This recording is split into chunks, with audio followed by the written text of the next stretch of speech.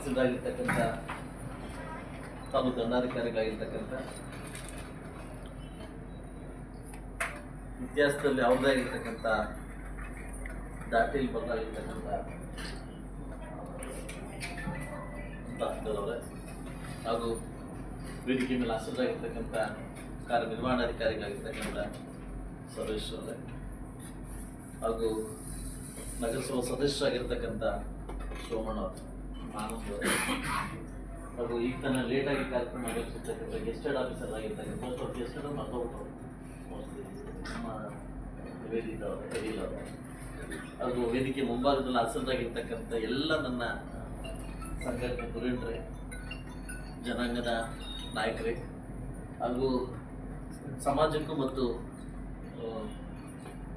ಜನಕ್ಕೂ ಸಂಪರ್ಕ ಸೇತುವೆ ಆಗಿರ್ತಕ್ಕಂಥ ಮಾಧ್ಯಮಿತರೇ ಎಲ್ಲ ಅಧಿಕಾರಿಗಳಿದ್ದವರೇ 118ನೇ ಬಾಬು ಜಗಜೀವನರಾವ್ ಬಾಬೂಜಿಯವರ ಜನ್ಮ ಜಯಂತಿಯನ್ನು ಒಂದು ಸರಳ ರೀತಿಯಲ್ಲಿ ಒಂದು ಅರ್ಥಗರ್ಭಿತವಾಗಿ ನಾವೆಲ್ಲ ಮುಖಂಡರು ಸೇರಿ ಇವತ್ತು ನಾವು ಏನು ಆಚರಣೆ ಮಾಡ್ತಿದ್ವಿ ಕಾರ್ಯಕ್ರಮ ಬರಲೇಬೇಕು ಅಂತಂದ್ಬಿಟ್ಟು ನನ್ನ ಮನಸ್ಸೊಳಗಡೆ ಈ ಕಾರ್ಯಕ್ರಮ ಹಾಕೊಂಡಿದ್ದೆ. ನಾನು ವಿದೇಶಕ್ಕೆ ಹೋಗಿದ್ದೆ 8 ದಿವಸದಿಂದ ನನ್ನೇ ಬಂದು ಈ ಕಾರ್ಯಕ್ರಮಕ್ಕೆ ಹಾಜರಾಗಲೇಬೇಕಂತ ಈ ಕಾರ್ಯಕ್ರಮ ಬಂದಿದ್ದೀನಿ. ಇದು ನನ್ನ ಒಳ್ಳೆಯ ಸಂದೇಶ ಅಂತ ಹೇಳ್ಬೋದು. ಒಂದು ನೋವಿನ ಸಂಗತಿ ಅಂತ ಹೇಳ್ಬೇಕಂತಂದ್ರೆ ಬೇರೆಲ್ಲೋ ಬೆಂಗಳೂರಿಗೆ ಹೋಗ್ಬೇಕಾದ್ರೆ ಗಾಡಿಗೆ ಬೇಕು ಅಂತಾರೆ, ಇನ್ನೊಂದೆಲ್ಲೋ ಹೋಗ್ಬೇಕಾದ್ರೆ ಟ್ರೈನ್ ಬೇಕು ಅಂತಾರೆ, ಇನ್ನೊಂದೆಲ್ಲೋ ಹೋಗ್ಬೇಕಾದ್ರೆ ರಾಜಕಾರಣಕ್ಕೆ ರಾಜಕೀಯ ಮಾಡ್ತಾರೆ. ಇದು ಜನಾಂಗದ ನಾಯಕನ ಒಂದು ಜಯಂತಿನ ಮಾಡ್ಬೇಕಾದ್ರೆ ಆ ಜನಾಂಗದ ನಾಯಕರೇ ಕೊರತೆ ಇದ್ದಾರೆ. ನಿಮಗೆ ಗೊತ್ತಿದೆ, ನಾನೇನು ಇಟ್ಕೊಂಡು ಹೋಗಿ ಇಲ್ಲೇ ಇಡಪಟ್ಟೆ ಸ್ವಲ್ಪ ಇದೆ. ಯಾಕೆ ಅದರಲ್ಲಿರ್ತಕ್ಕಂಥ ಕಾಳಜಿ ಬೇರೆ ಬೇರೆ ಇರ್ತಕ್ಕಂಥ ಕಾಳಜಿ ಆಚರಣೆ ಮಾಡ್ಬೇಕಾದ್ರೆ ಇದಕ್ಕೆ ಯಾಕೆ ಭಾಗವಹಿಸಲ್ಲ ಅನ್ನೋದು ನನ್ನ ನೋವಿನ ಸಂಗತಿ. ಬೇರೆ ಅದಕ್ಕೆಲ್ಲ ಮುಂದೆ ಇರ್ತಾರೆ, ಒಳ ರಾಜಕಾರಣ ಮಾಡೋದು ಮುಂದೆ ಇರ್ತಾರೆ, ಇನ್ನೊಂದಕ್ಕೆ ಮುಂದೆ ಇರ್ತಾರೆ. ಇಂಥ ಪ್ರಬುದ್ಧವನ್ನು ಇರ್ತಕ್ಕಂಥ ಮಹಾನುಭಾವನ ಮಹಾಚೇತನವನ್ನ ಇವತ್ತು ಆಚರಣೆ ಮಾಡ್ಬೇಕಾದ್ರೆ ನಂದು ಒಂದು ಇರ್ಲಿ, ನಾನು ಒಂದು ಭಾಗವಹಿಸ್ಬೇಕು. ಎಲ್ಲೋ ಬಸ್ ತಗೊಂಡು ಹೋಗೋದು, ಎಲ್ಲೋ ಟ್ರೈನ್ ತಗೊಂಡು ಹೋಗೋದು, ಇನ್ನೊಂದು ಹೋಗೋದು, ಜನ್ಮ ಜಯಂತಿ ಮಾಡೋದು ನನ್ನ ಕ್ಯಾಸ್ಟ್ ಅಂತ ಹೇಳ್ಕೊಳ್ಳೋದಲ್ಲ.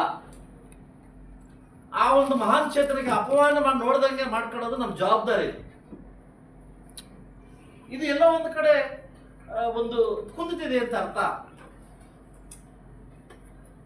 ಇದು ಇಲ್ಲಿ ಪ್ರತಿಯೊಬ್ಬ ಜನಾಂಗಕ್ಕೂ ಅವ್ರ ಜನಾಂಗ ನಾಯಕನಾಗಿರ್ತಾನೆ. ನಾವು ಒಳ್ಳೇದೇ, ಅದು ಒಳ್ಳೆ ಗುಡ್ ಡೆವಲಪ್ಮೆಂಟ್ ಇಲ್ಲ ಅಂತ. ಬಟ್ ಇಂಥ ಒಂದು ಆಚರಣೆ ಮಾಡಬೇಕಾದಾಗ ನಾನು ಬೆಳಗ್ಗೆ ಎಲ್ಲ ಅಧಿಕಾರಿಗಳಿಗೆ ಫೋನ್ ಮಾಡಿ ಬನ್ನಿ ಈ ಜಯಂತಿಯನ್ನ ಸ್ವಲ್ಪ ಚೆನ್ನಾಗಿ ಮಾಡ್ಕೋಣ ಅಂತ ನಾನೇ ಖುದ್ದಾಗಿ ಹಾಜರಾಗಿ ಈ ಜಯಂತಿಯನ್ನ ಮಾಡ್ತಿದ್ದೇನೆ. ನಿಮಗೆ ಏನಾಗಿದೆ ಅಂತ ನನಗಂತೂ ಅರ್ಥ ಆಗ್ತಾ ಇಲ್ಲ. ಯಾವುದೋ ರಾಜಕಾರಣಕ್ಕೋಸ್ಕರ ಜನಾಂಗವನ್ನು ಒಡೆಯುವಂಥ ಕೆಲಸ ಇವತ್ತೇನು ಮಾಡ್ತಾ ಇದ್ದಾರೆ ಮಹಾನ್ ವ್ಯಕ್ತಿಗಳು. ಅವರ ವೈಯಕ್ತಿಕ ದೃಷ್ಟಿಯಿಂದ ನಿಮ್ಮನ್ನೇನು ಹಾಳು ಮಾಡ್ತಿದ್ದಾರೆ. ಬಹುಶಃ ನನಗೆ ಒಂದು ಸತ್ಯವನ್ನು ಹೇಳ್ತೀನಿ, ನನ್ಗೆ ಗೊತ್ತಿಲ್ಲ, ದೇವರ ಮೇಲೆ ಆಣೆ ಗೊತ್ತಿಲ್ಲ, ಅಂಬೇಡ್ಕರ್ ಮೇಲೆ ಆಣೆ ಗೊತ್ತಿಲ್ಲ. ನಾನು ಮುಳಬಾಗಲ್ ಬರೋ ತನಕ ನಾನು ದೊಡ್ಡ ಚಿಕ್ಕ ಗೊತ್ತಿರಲಿಲ್ಲ.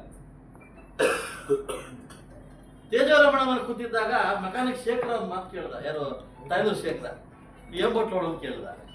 ನಾನು ಕೇಳ್ಕೊಂಡು ನಮ್ಮ ಅಮ್ಮನಾಡಿ ಗೊತ್ತೊಂದು ವಿಷಯ ನಮ್ಮ ಹೆಂಡತಿ ಕೇಳ್ಕೊಡ್ತೀನಿ ಅಂತ ಕೇಳಿದೆ. ನಾನು ಅಲ್ಲ ನನ್ನ ತಾಯಿ ಮಾಡ ಅಂತ ಹೇಳ್ತೀನಿ.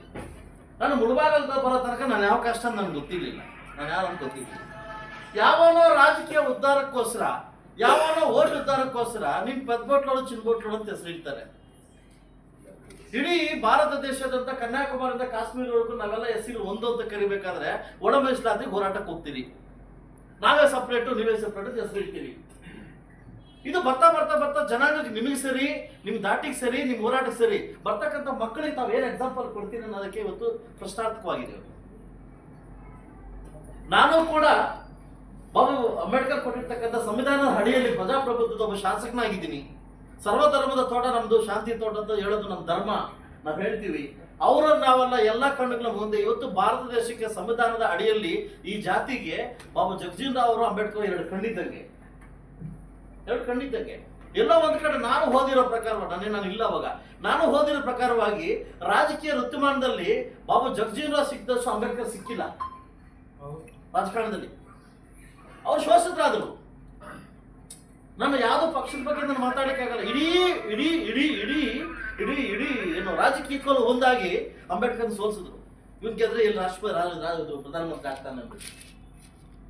ಬಹುಶಃ ಸತ್ತಾಗ ದೆಹಲಿಗೆ ಜಾಗ ಕೊಡ್ಲಿಲ್ಲ.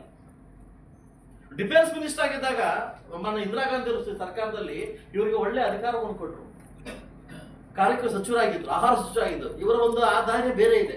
ನೋಡಿ ಎಲ್ಲೋ ಒಂದು ಕಡೆ ಪಾಪ ಅಂಬೇಡ್ಕರ್ ಅವರಿಗೆ ರಾಜಕೀಯದಲ್ಲಿ ಶೋಷಿತವಾಗಿ ಸೋಲ್ತಾ ಸೋಲ್ತಾ ಸೋಲ್ತಾ ಸೋಲ್ತಾ ಅವ್ರ ಜನಾಂಗಕ್ಕೋಸ್ಕರ ಬದುಕಬೇಕಂತ ಪರಿಸ್ಥಿತಿ ಬಂದ್ಬಿಡ್ತೀವಿ. ಇವತ್ತು ನಾವು ಹುಟ್ಟಿದೀವಿ. ನಾವೆಲ್ಲೇ ಹೋದ್ರು ಕೂಡ ನಿಮ್ಮನ್ನ ಎಡಗೈ ದಲಿತರು ಬಲಗೈ ದಲಿತರು ಕರೀದಿಲ್ಲ, ನಾವು ದಲಿತರು ಅಂತ ಕರೀದು. ಹೌದಾ? ಸಪರೇಟ್ ಇದೆಯಾ? ಇಲ್ಲ. ಈಗಿರೋ ಸಮಯದಲ್ಲಿ ನಾನು ಯಾವ್ದು ಸಂಘಟನೆ ನಾನು ದೇವರಾಣಿ ಭಾಗವಹಿಸಿರೋ ಮಾತು ಹೇಳ್ತೀನಿ. ನಾನು ಹಾಸ್ಟೆಲ್ ಇದ್ದಾಗ ನಿಮ್ಗೆ ನೋಡ್ರೆ ಭಯ ಆಗ್ತಾ ಇತ್ತು ಅಲ್ಲ? ಬೇಡ, ನಾನು ಒಂದು ಘಟನೆ ಹೇಳ್ತೀನಿ. ಡಿಗ್ರಿ ಇದ್ದಾಗ ಒಂದು ಘಟನೆ ಹೇಳ್ತೀನಿ.